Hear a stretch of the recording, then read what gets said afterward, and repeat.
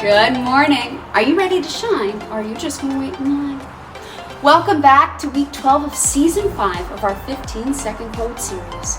This week we are going to revisit memorization, but with a shorter quote.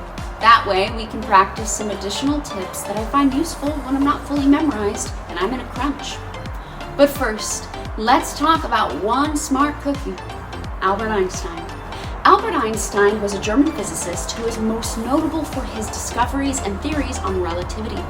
He is a major contributor to modern-day physics and even won the Nobel Prize for his contribution in 1928. Many consider him the most influential physicist to date. A quick fact about our guy Albert is it was his father gifting him a compass for his birthday that drew him to his love of physics. The more you know.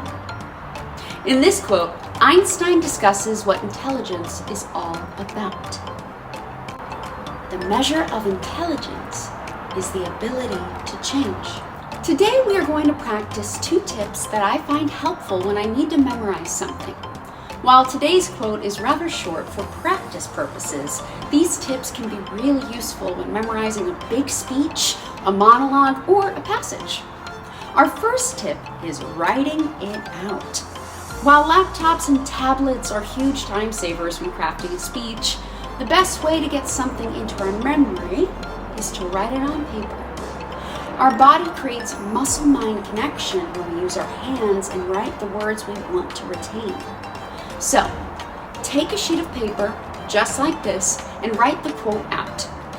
First, write it out once. Then, second, write it out and say it aloud after. The third time you write the quote out, say it as you write it.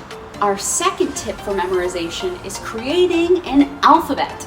I don't mean an actual alphabet.